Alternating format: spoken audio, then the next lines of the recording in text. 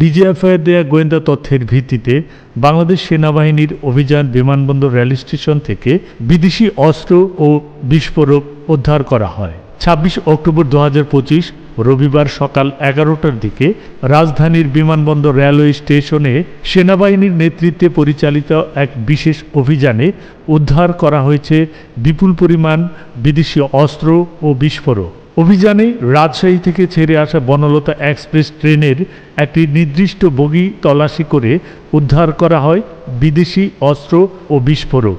এর মধ্যে পাওয়া যায় ৮টি বিদেশি পিস্তল, ১৬টি ম্যাগাজিন, ২৬ রাউন্ড গুলি, ২.২৯ কেজি গান পাউডার, ২.২৩ কেজি প্লাস্টিক বিস্ফোরক।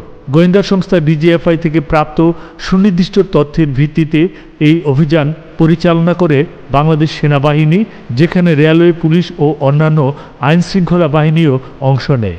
ঘটনার সঙ্গে জড়িত সন্দেহে ৪ জনকে আটক করে প্রাথমিক জিজ্ঞাসাবাদের জন্য পুলিশের কাছে হস্তান্তর করা হয়েছে। আইএসপিআর এক সংবাদ বিজ্ঞপ্তিতে জানিয়েছেন, বাংলাদেশ সেনাবাহিনী জননিরাপত্তা, আইনশৃঙ্খলা ও জাতীয় নিরাপত্তা রক্ষায় সর্বদা অঙ্গীকারবদ্ধ। সন্ত্রাস, নাশকতা ও অপরাধ দমনে এ ধরনের সমন্বিত অভিযান ভবিষ্যতেও অব্যাহত থাকবে।